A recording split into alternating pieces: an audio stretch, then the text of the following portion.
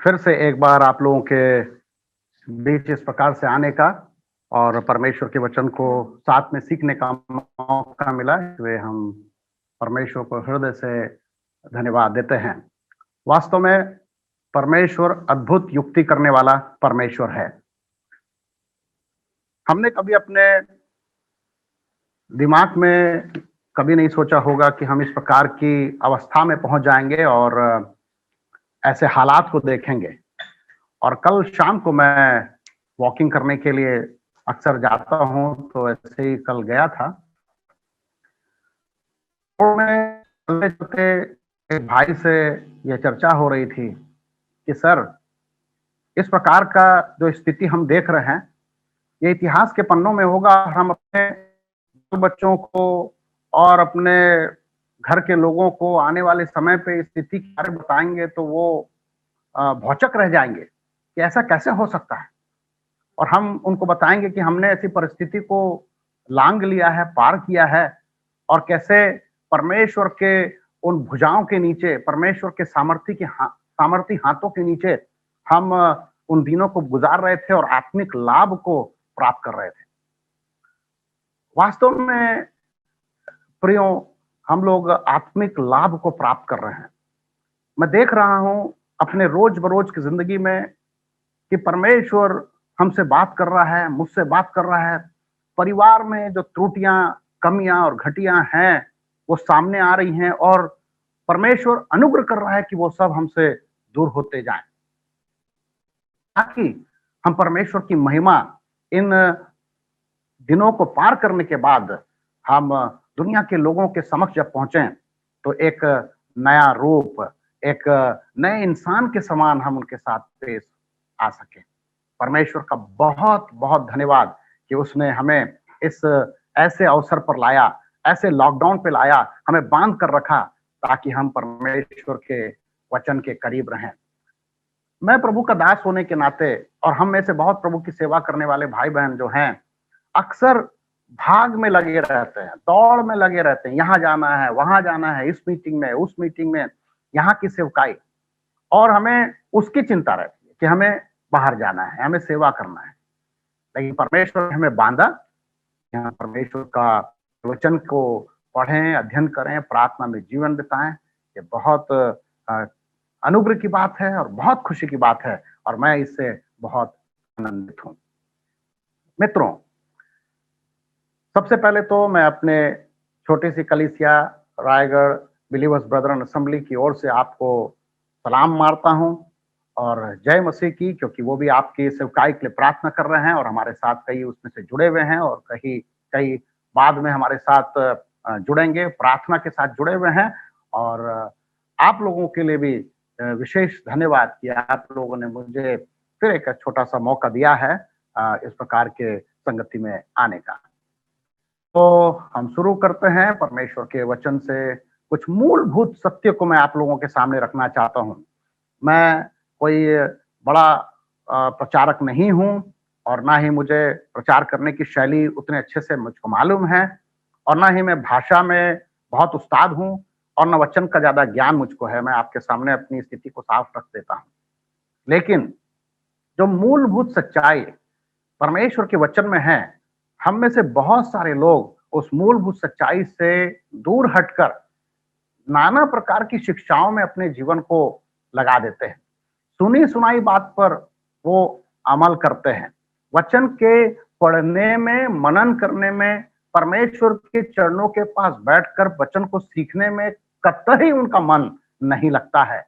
और वो आत्मिक होकर भी, मतलब क्या है, प्रभु को जानकर भी वो शारीरिक जीवन बिताते हैं, दैहिक जीवन बिताते हैं, और उनका मन प्रभु में होने के बावजूद भी संसार की बातों में उनका मन ज्यादा लगा रहता है।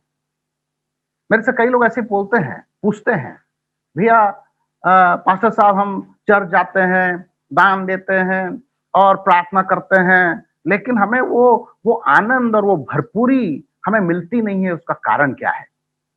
उसका कारण यह है कि आप शारीरिक हैं, आप दिखावे के लिए करते हैं, आपके जीवन में महज दिखावा है।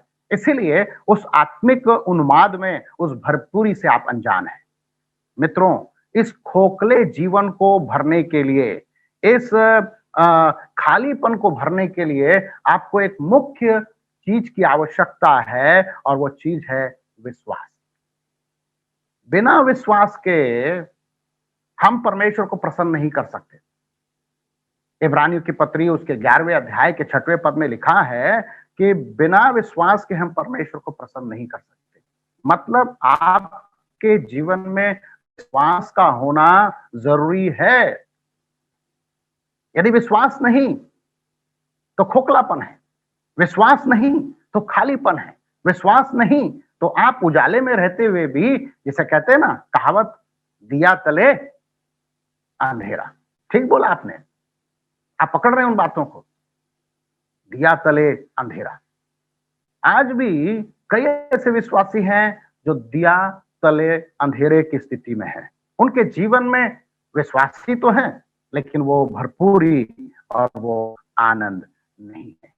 इसीलिए हमें चाहिए कि हम विश्वास के द्वारा हम परमेश्वर को प्रसन्न करें। हमारे जीवन में विश्वास होना चाहिए। यदि विश्वास नहीं तो कुछ नहीं। विश्वास हमारे जीवन में बढ़ना चाहिए। इसीलिए आज जो विषय में लेके आया हूं आप लोगों के बीच में, वो यही है, और ऐसा मैं कहता हूं उसको, need faith for spiritual growth या स्पिरिचुअल लाइफ। विश्वास की आवश्यकता है आत्मिक जीवन की उन्नति के लिए। आत्मिक रीति से यदि आप बढ़ना चाहते हैं तो आपको विश्वास की आवश्यकता है। मैं एक छोटा सा उदाहरण देख के अपने संदेश को आगे बढ़ाता हूं। हम लोग सफर करना बहुत पसंद करते हैं, है ना? कार में जाना चाहते हैं, ट्रेन में जाना चाहते हैं और अलग अलग जगह को देखना चाहते हैं, निहारना चाहते हैं, प्रकृति की सुंदरता को निहारना चाहते हैं। तो मैं आपको एक बात बता रहा हूं, मैं भी सेवा करने के दरमियान जब हम लोग इधर उधर जाते हैं तो कई बार पहाड़ों के बीच से हम होकर निकलते हैं और पथरीले पहाड़ होते हैं। जिस घर में मैं रहता हूं, मेरे घर के पीछे तो पहाड़ी है और उस पहाड़ में इतने पत्थर हैं, लेकिन फिर भी वो हरा भरा रहता है और कई सारे पेड़ उसमें हैं। एक बार इस जिज्ञासा से कि ये पेड़ इतने पथरीली जगह में कैसे उगते हैं, मैं उस पहाड़ पर चढ़ने की कोशिश किया और चढ़कर उस पहाड़ को देखा तो मैंने देखा कि कैसे ये हरे भरे पेड़ इतने लंबे बिल्कुल खड़े हैं और तने हुए।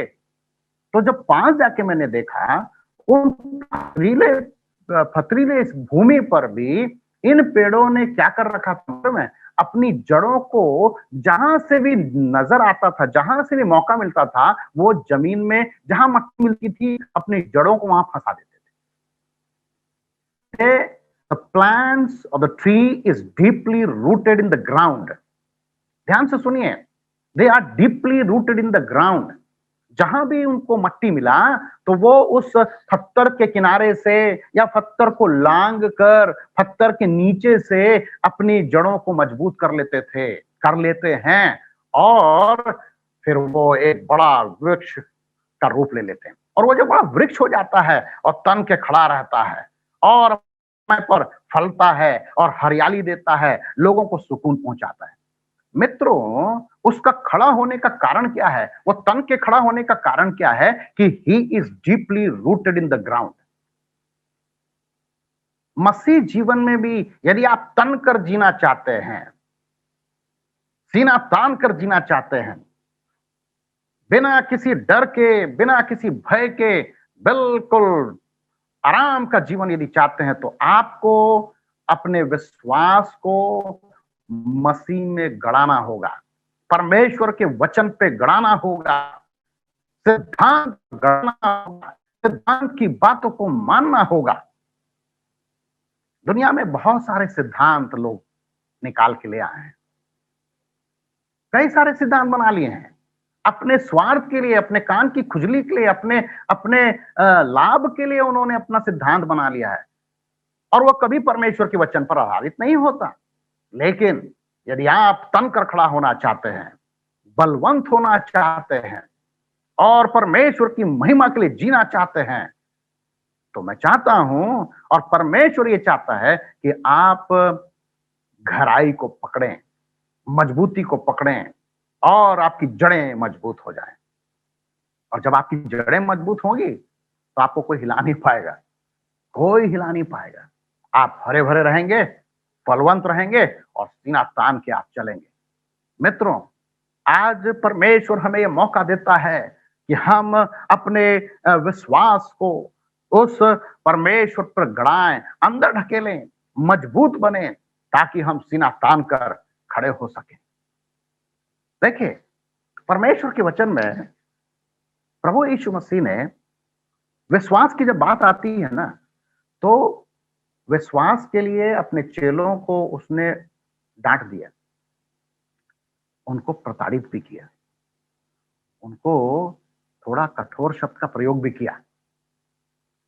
और जब उनके विश्वास को अच्छा देखा तो उसने उन विश्वास उस व्यक्ति की वाहवाही भी की।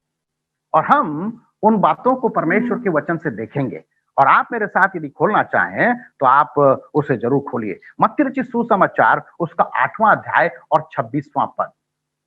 मत्ती 8 के 26 में एक ऐसे कहानी या एक दृष्टांत का विवरण दिया गया है जिसमें लोग चेले जहाज में बैठकर जा रहे थे और उस जहाज में या उस नाव में, उस डोंगी में, उस कश्ती में प्रभु यीशु मसीह भी वहां पर थे।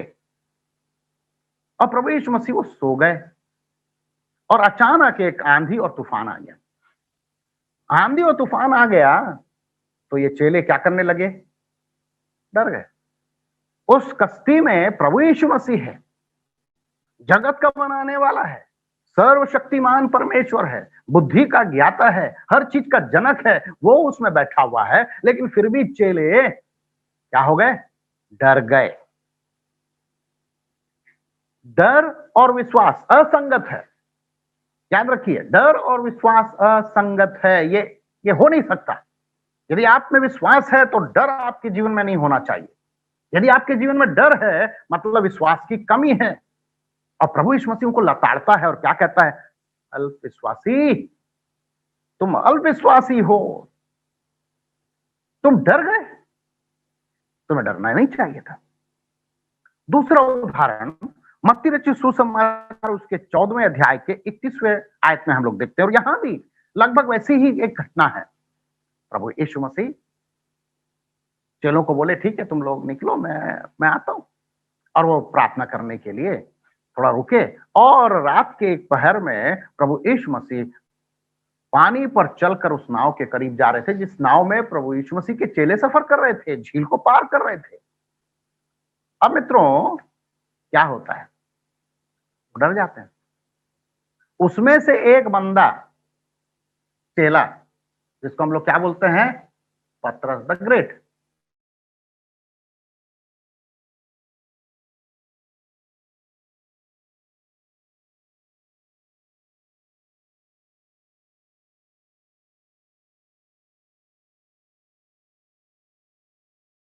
चलना चालू करता है और उस तक पहुंचने की कोशिश करता है, लेकिन बीच में हवा की और वो अंधेरापन जो वहां पर था झील के बीच में, और एक संदेह उसके मन में आता है और वो क्या हो जाता है? डूबने लगता है और चिल्ला के कहता है, हे प्रभु। और प्रभु यीशु मसीह अपने हाथ को देते हैं और उसे बचा लेते हैं। और याद रखिए, जब प्रभु यीशु मसीह उसको हाथ देते हैं, वो बचाते हैं डूबने से, उसको उबार लेते हैं, उसके साथ वापस चलकर वो डोंगी में जाता है। मित्रों, शंका और विश्वास परस्पर विरोधी हैं, इस बात को याद रखिए। शंका, शक यदि आप करेंगे और विश्वास रखेंगे, शंका भी कर रहे हैं, शक भी कर रहे हैं, यू आर डाउटिंग, तो विश्वास का विरोध है ये। आज मैं और आप ऐसा जीवन जीते हैं, हम कहते हैं विश्वास है हमारे पास, लेकिन हम शंका करते हैं, हम शक करते हैं, परमेश्वर की सामर्थ पर शक करते हैं, उसकी बुद्धि पर शक करते हैं, और कभी कभी तो ये भी शक करते हैं कि परमेश्वर है कि नहीं, और ये भी शक कर लेते हैं, नहीं परमेश्वर है नहीं, ऐसे ही चल रहा है। तो मैं आपको बताना चाहता हूं, शंका और विश्वास परस्पर विरोधी हैं। तीसरी बात जो मैं बताना चाहता हूं वो मत्ती रचित सुसमाचार उसके 16वां अध्याय और 8 और 9 पद में है। और ये वाली बात भी हजम नहीं होती है। प्रभु यीशु मसीह ने अपने चेलों को लताड़ा, बहुत लताड़ा। अब ये क्या बात है, प्रभु यीशु मसीह 4000 लोगों को खिलाता है? 7 रोटी और कुछ मछलियों से 4000 लोगों को खिलाता है। वो तो पुरुष ही पुरुष थे, महिलाएं और बच्चे अलग थे, उनकी गिनती नहीं है। अब वो नाव पे बढ़ जाते हैं और ये चेले नाव में बैठने के बाद बोल रहे हैं, अरे हम लोग वो रोटी पकड़ना भूल गए हैं जी, वो रोटी लाना भूल गए हैं, रोटी तो वहीं भूल गए हैं। और तब वो उनके मन की बात को जानकर उनको लताड़ता है, उनको फटकार लगाता है, अरे आज भी तुम रोटी के लिए जी रहे हो? मैंने 4000 लोगों को खिलाया, मैंने 5000 लोगों को खिलाया और मेरे पास ये सामर्थ है, मैं कर सकता हूं। और तुमको ये विश्वास नहीं कि जब मैं 4000 को खिला सकता हूं, 5000 को खिला सकता हूं, 5 रोटी और 2 मछली से और 7 रोटी और कुछ मछलियों से मैं जब इतनों खिला सकता हूं, तो तुम्हारे 12 लोगों के लिए क्या मैं व्यवस्था नहीं कर सकता हूं? तो चेले सकपका गए, उनको समझ में नहीं आ रहा था, चिंता थी उनको। चिंता और विश्वास कभी साथ साथ नहीं चल सकते, नहीं, कभी नहीं। और परमेश्वर के पुत्र प्रभु यीशु मसीह ने उनको लताड़ा। अब ये 3 इंस्टेंस जो है, व्याख्यान जो मैंने आपको बताया, यहां पर प्रभु यीशु मसीह उनके विश्वास को लताड़ता है। लेकिन जब समय आता है ना, तो प्रभु यीशु मसीह उनके कई लोगों के विश्वास को सराहता भी है। अब उसमें से एक बंदा है, लूका रचित सुसमाचार उसके 7वें अध्याय को जब हम पढ़ेंगे और 9वीं आयत में, तो सूबेदार के विश्वास के बारे में हम लोग पढ़ते हैं। सूबेदार, सेंचुरियन, उसका एक निजी सेवक जो है बीमार पड़ गया। वो याजकों के पास जाता है, बोलता है कि कुछ करो भाई, मैंने सुना है कि वो बंदा कुछ कर सकता है और आप उस विवरण को अच्छे से जानते हैं। अब देखिए हुआ क्या, अब प्रभु यीशु मसीह के पास जाके बोला जाता है कि चलो उसको ठीक करने के लिए, और वो आता है घर के करीब रहता है। तो क्या होता है मालूम है, घर के करीब रहता है तो ये व्यक्ति बोलता है, सूबेदार बोलता है, अरे काहे के लिए मैं उसको इतना परेशान कर रहा हूं, तंग कर रहा हूं, वो क्यों मेरे घर में आए? अरे वो तो सिर्फ वचन बोलेगा, वो सिर्फ वचन बोलेगा या वो आदेश देगा तो वो ठीक हो सकता है। और इस खबर को वो अपने साथी कर्मचारियों के द्वारा प्रभु यीशु मसीह तक पहुंचाता है। और प्रभु यीशु मसीह को वो लोग जाके कहते हैं, क्या प्रभु आपको आने की क्या जरूरत है, हमारा मालिक तो कह रहा है कि आप यहीं से बोल दीजिए ना, यहीं से बोल दीजिए कि वो चंगा हो जाए, ठीक हो जाए, हो जाएगा। और प्रभु यीशु मसीह भीड़ पीछे जो थी उनको पलट कर कहता है, लोगों को देख कर कहता है, मैंने ऐसा विश्वास इज़राइल में नहीं देखा।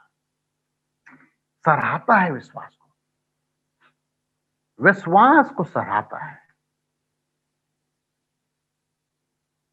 मित्रों, विश्वास कैसा है? लूका रचित सुसमाचार उसके 17वें अध्याय के 6वें पद में लिखा है, यदि तुम्हारा विश्वास राई के दाने के बराबर हो तो तुम ये वृक्ष को कहोगे कि उठ के यहां से उठ वहां लग जा, तो वो लग जाएगा। तो क्या राई के दाने के बराबर का विश्वास आपका होना चाहिए? क्या वो एक छोटा और बड़े की बात है? मैं आपको बताना चाहता हूं, यहाँ छोटे बड़े की बात नहीं है, यहां पर आपका विश्वास जो है वो जीवित विश्वास होना चाहिए, जीवित होना चाहिए। जैसे एक बड़ा 40 साल का इंसान है या एक 2 महीने का बच्चा है या 1 दिन का बच्चा है, यदि दोनों जी रहे हैं तो अच्छी बात है। यदि उसमें से एक भी मर गया तो कोई फायदे का है क्या? कोई फायदे का नहीं। अब यदि 40 साल का व्यक्ति है और एक जस्ट पैदा हुआ बच्चा है, यदि जी रहा है तो बहुत कीमती है, वैसे ही हमारा विश्वास जीवित होना चाहिए, मरा हुआ विश्वास नहीं। छोटे और बड़े का पैमाना नहीं है। प्रभु यीशु मसीह कहता है तुम्हारा विश्वास जीवित हो। हमें चाहिए कि हम इस सत्य को समझें कि हमारा विश्वास जीवित होना चाहिए। अब मैं आपको इन बातों के द्वारा कुछ 3 मुख्य बात बताना चाहता हूं ताकि आप समझें कि हमको आत्मिक जीवन में विश्वास की क्यों जरूरत है।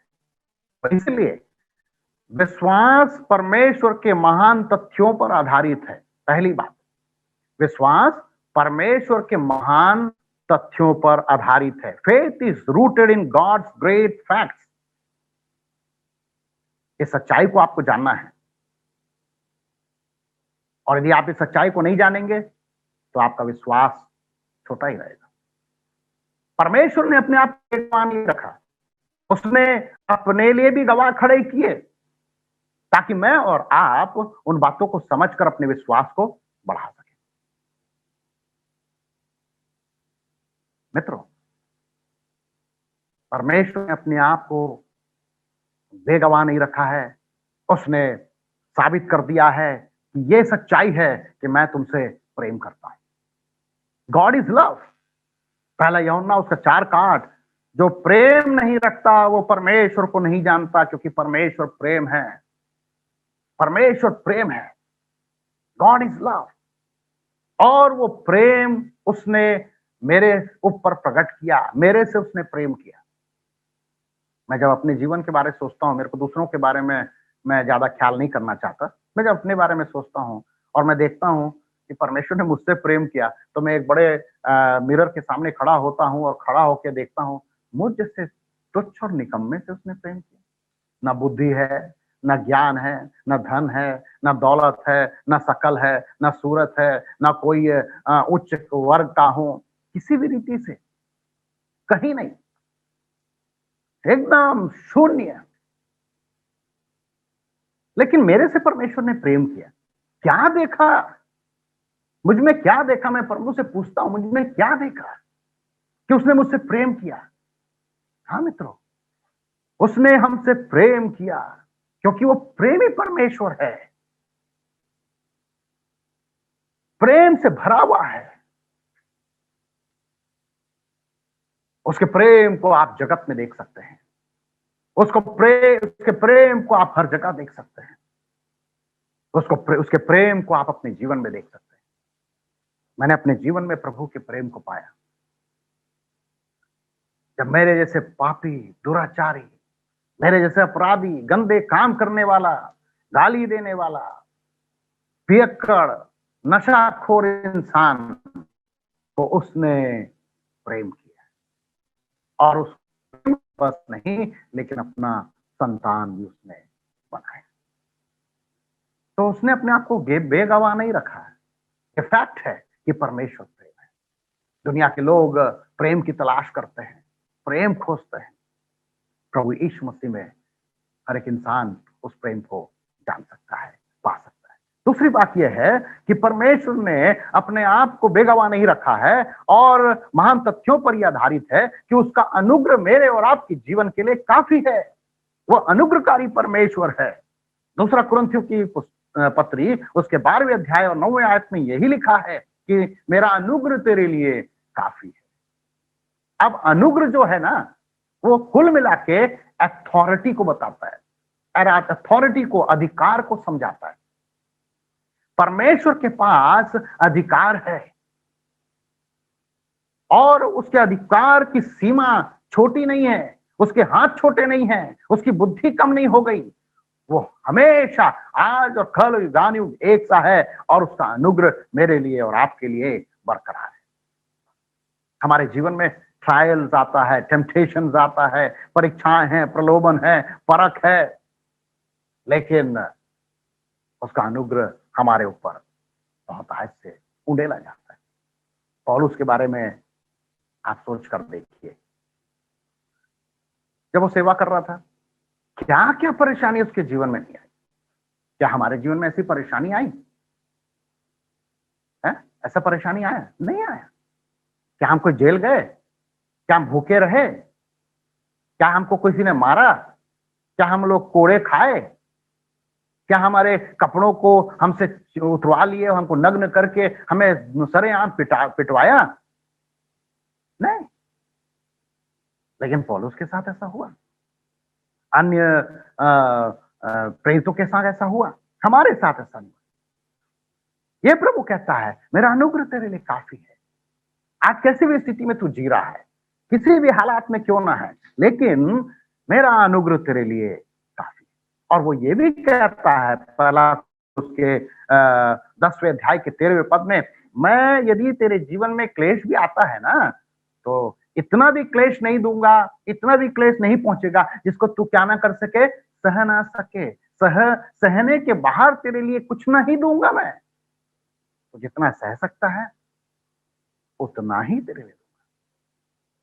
जब इस आयत को मैं पढ़ता हूं तो मेरा मन खुशी से भर जाता है। मतलब मैं समझता हूं परेशानी है, दिक्कत है, लेकिन उतना ही है जितना मैं सह सकता हूं। एक बार मैं कहीं बाहर से आया मिनिस्ट्री से, और रेलवे स्टेशन के पास जाके एक रिक्शा वाले के पास खड़ा हुआ और मैं बोल रहा था कि मुझे यहाँ पहुंचा दो। लेकिन उसी दरमियान एक परिवार के लोग आए और एक रिक्शा वाले से बात करने लगे, और उन लोग करीबन 7 लोग, सामान भी, और बोले ओ रिक्शा वाले तुम यहाँ चलोगे? तो पहले तो रिक्शा वाला बोला हाँ चलेंगे, तो सब दिन बोलते हैं, सब रिक्शा वाले बोलते हैं हाँ ठीक है सर चलेंगे। अब कहाँ जाना है? फलाने फलाने जगह जाना है। हाँ ठीक है ना सर, कितने लोग हैं? हम लोग इतने लोग हैं सर। और जब उनकी भीड़ को, तादाद को देखा कि वो 7 लोग हैं और 7 बक्से हैं, तो उसने साफ मना कर दिए, बोले भैया मैं नहीं जा सकता। सोच के देखिए, एक रिक्शे में 7 लोग और उनका 7 बड़ा बड़ा सामान कैसे लाद के ले जाएंगे? तो रिक्शा वाला देख के बोलता है कि मैं नहीं जा सकता, मैं आप लोगों को नहीं खींच सकता भाई, इतने लोगों को नहीं ले जाऊंगा, आपको एक और रिक्शा लेना पड़ेगा। और मैं उनकी बातों को सुन रहा हूँ और वो आदमी बोल रहा नहीं हम लोग आते समय एक रिक्शा में आए। ये रिक्शा वाला शायद उतने सारे लोगों को नहीं खींच सकता, तो उसने साफ मना कर दिया, मैं नहीं कर सकता। वैसे ही परमेश्वर हमारे ऊपर उतनी समस्या, उतनी परेशानी कभी नहीं देगा जिसको आप सहन ना कर सको। हम में से कई ऐसे सोच रहे हैं आज बैठकर, इस कोविड-19 हमें आ घेरा है, अरे क्या होगा, कैसे करेंगे, क्या खाएंगे, क्या पिएंगे, बच्चों का क्या हाल होगा, मेरे बच्चों का 1 साल बर्बाद होने वाला है, नौकरी चले जाएगी, और नाना प्रकार के विचार, नाना प्रकार के विचार। लेकिन मैं आपको बताना चाहता हूं मित्रों, परमेश्वर का अनुग्रह मेरे और आपके लिए काफी है। वो उतना नहीं होने देगा कि आप परेशान हो जाए, जितना आप सह सकते हैं वो आपके जीवन में देगा। पतरस ने प्रभु यीशु मसीह का इनकार किया ना, लेकिन प्रभु ने कोई इनकार किया क्या? प्रभु ने कुछ मना किया क्या? बोला कि नहीं मैं, तूने इनकार किया इसलिए मैं तेरे साथ अब कोई लेना देना नहीं, ऐसा किया क्या? नहीं, उसका अनुग्रह उसके ऊपर बरकरार था। अब तीसरी बात जो मैं आपके सामने रखना चाहता हूं, वो अपने आप को बेगवाह नहीं छोड़ रहा है, और वो क्या कहता है मालूम है? मैं तुझे चाहे कितनी भी परेशानी आ जाए, मैं तुझे बचा लूंगा।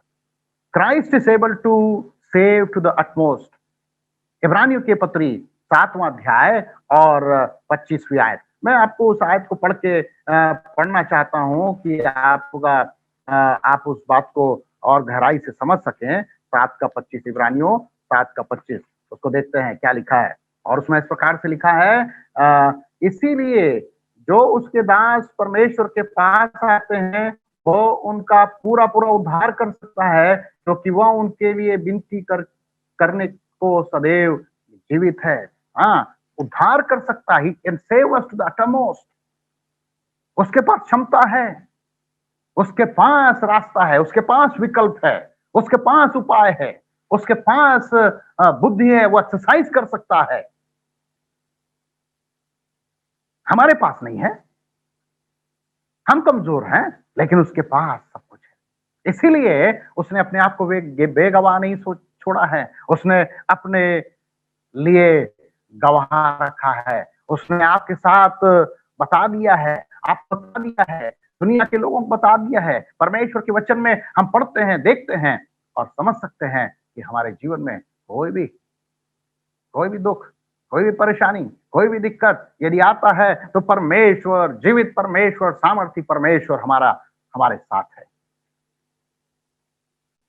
दूसरी बात, faith reckons on God's faithfulness.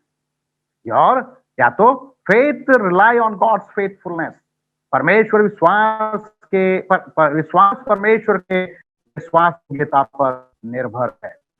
देखिए,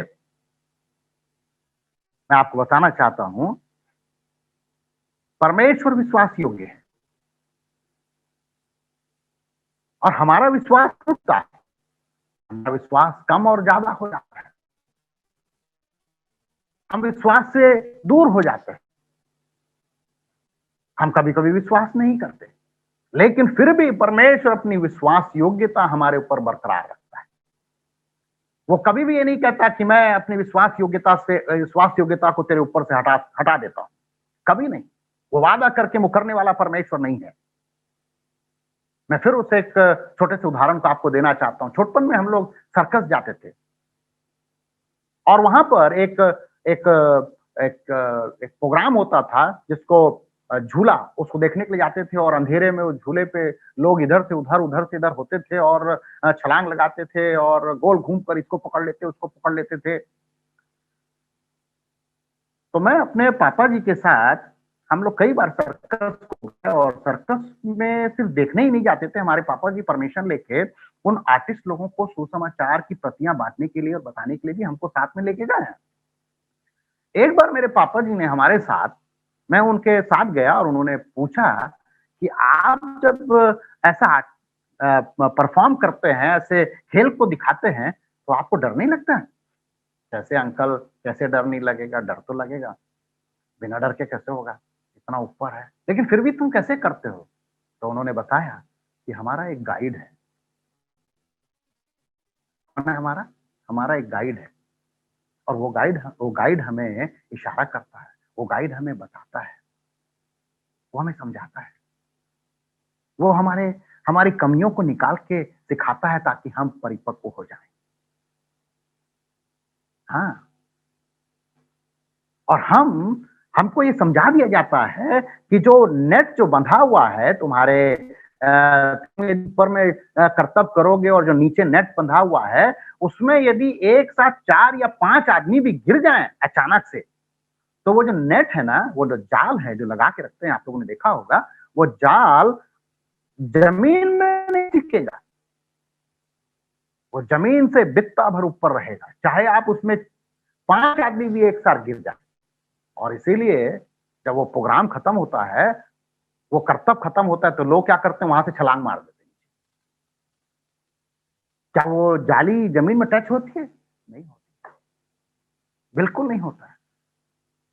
मित्रों, इस बात को समझना होगा मेरे को कि हमारा यदि पकड़, हमारा विश्वास परमेश्वर पर है, तो हमारा कोई भी बाल बांका नहीं कर सकता, कुछ नहीं। लेकिन यहूदियों के बारे में आप देखिए, क्या करते थे वो, कितना परेशान करते थे। शिक्षा बताया जा रहा है, सिखाया जा रहा है, लेकिन उन लोग उस बात को नहीं मानते थे। लेकिन परमेश्वर फिर भी विश्वास योग्य था। इधर चमत्कार करता, इधर ये पाप में गिर जाते, इधर ये चमत्कार करता, इधर ये मूर्ति पूजा में घुस जाते, इधर ये चमत्कार करता, इधर वो आज्ञाओं का उल्लंघन करते। लेकिन परमेश्वर फिर भी उनके ऊपर विश्वास योग्य रहा। वो उनको बचाने के लिए चाहता था, उन्हें आशीष देना चाहता था। मित्रों, परमेश्वर की विश्वास योग्यता पर ध्यान दें। अब तक उसने हमें चलाया है, जिंदगी के इन इतने दिनों तक चलाया, तो आगे क्यों नहीं चलाएगा?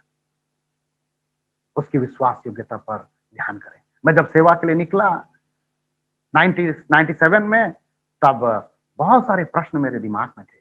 क्या खाऊंगा, क्या पीऊंगा, कैसे चलेंगे, क्या होगा।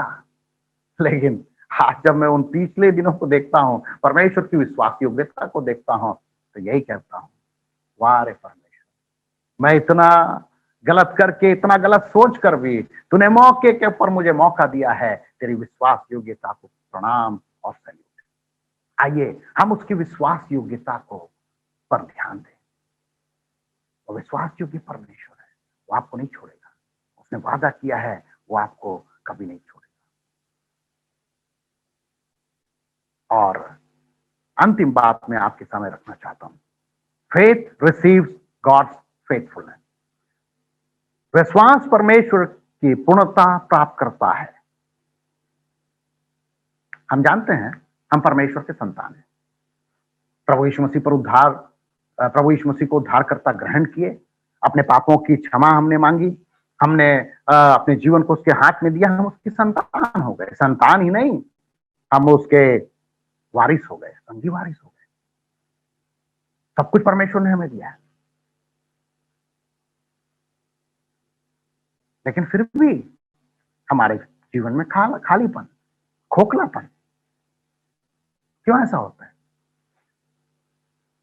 क्यों हम उसकी भरपूरी को महसूस नहीं करते? क्यों उसके उसके आत्मा की भरपूरी का आनंद नहीं ले पाते? मित्रों, एक बात मैं पूछना चाहता हूं, यदि आप किसी भी वस्तु को अपना बनाना चाहते हैं तो उसका 3 तरीका है। या तो जैसे एक मोबाइल है, यदि आप उस मोबाइल को अपना बनाना चाहते हैं तो या तो आप उसको खरीद लीजिए, ठीक है ना? या तो फिर आप उसको किसी चीज के साथ एक्सचेंज कर लीजिए। अरे भाई, मेरे पास ये नहीं है तो तू अपना मेरा मोबाइल दे दे और मेरा तू ये ले ले।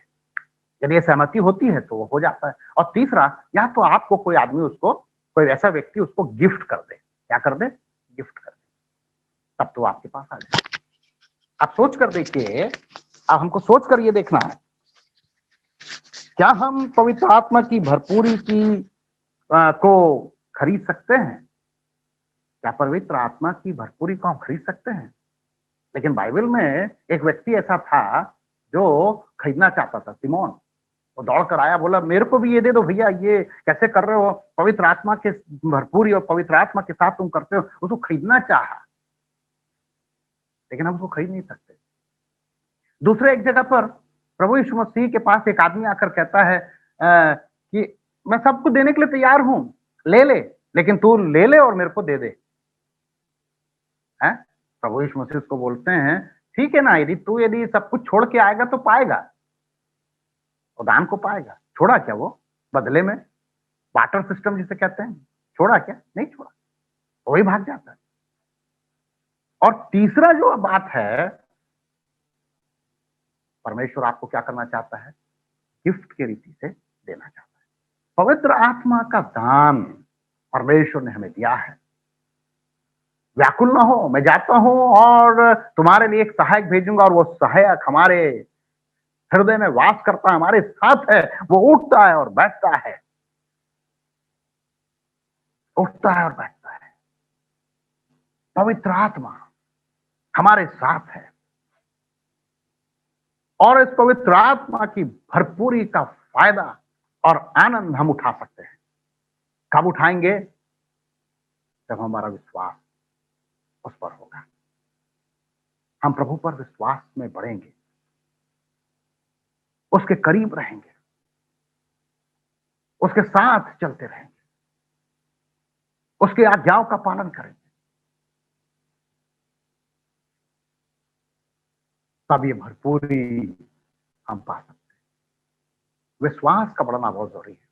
विश्वास यदि आपका डामाडोल है तो आपका सब कुछ डामाडोल है। इसलिए आप इस विश्वास को मजबूत करें। और इस अवस्था पे जब दुनिया के लोग परेशान हैं, दिक्कत में हैं, समझ में नहीं आ रहा वो क्या करें, सोचते हैं कि सब कुछ चला गया, सब बर्बाद हो गया, बिजनेस ठप हो गया, नौकरी चली गई, बच्चों का भविष्य अंधकार में आ गया, कुछ नहीं। ऐसे समय पर आप अपने घर में बैठकर अपने विश्वास को मजबूत करें। उन बातों को देखें, पिछले दिनों को देखें, जैसे परमेश्वर ने अब तक हमें संभाला है, वो हमारा एबेनेजर बन के रहा है, अब तक उसने हमें संभाला है, आगे भी वो हमारी सहायता करेगा, आगे भी हमारे लिए मार्ग वही निकालेगा, आगे भी सीधा मार्ग वही निकालने वाला है। आइए उस विश्वास से हम आगे बढ़े। ये तीन बातें हैं, ये तीन बातें हैं जिससे हम अपने विश्वास को मजबूत कर सकते हैं। कौन सी तीन बातें हैं? तीन बात यह है कि हमारा विश्वास जो है वो परमेश्वर के तथ्य और सत्य पर आधारित होना चाहिए।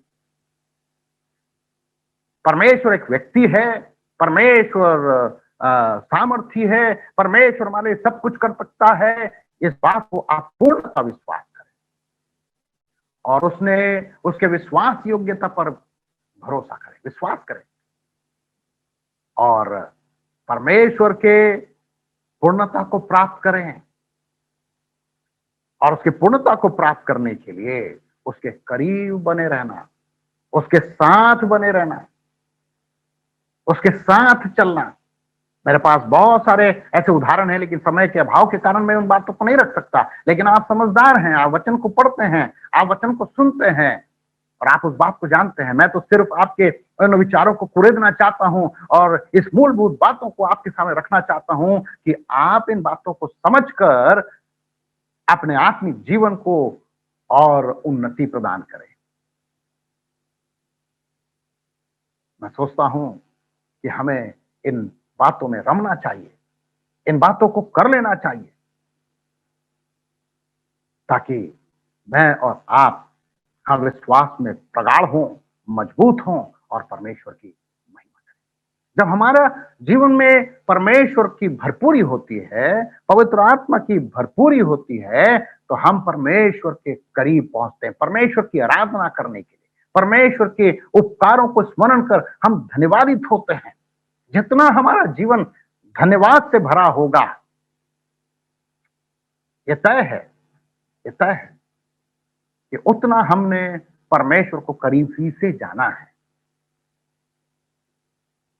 उतना हम परमेश्वर के करीब हैं। बार बार चुगली करना, बार बार कंप्लेन, मेरे साथ ये, मेरे साथ ये, मेरे साथ ये, मेरे साथ ये। मित्रों, ये नहीं। आप ये देखिए कि परमेश्वर ने मेरे लिए अब तक क्या किया है, कैसे कैसे उसने काम किए, और उन बातों को समझकर हम परमेश्वर को धन्यवाद। परमेश्वर इस विचार से मुझे और आपको आशीषित करे। परमेश्वर के बड़े नाम की महिमा हो। फिर से एक बार आपने जो मौका मुझे दिया, बोकारो ब्रदरन असेंबली के विश्वासी भाई बहनों को हृदय से धन्यवाद। इस महामारी के समय में जब हम परेशान और दिक्कत में हैं, हमारी परेशानी, हमारी चिंता और हमारी तकलीफें किसी को जगजाहिर ना हो, हम अपने सारी बातों को प्रभु के सामने लाकर और उसके तथ्यों पर आधारित आधार को देखकर हम जीवन को जिएं और परमेश्वर को महिमा देते रहें। आपने समय दिया उसके लिए बहुत बहुत शुक्रिया, सुना उसके लिए शुक्रिया। परमेश्वर आप आशीष दे। धन्यवाद, बहुत बहुत धन्यवाद।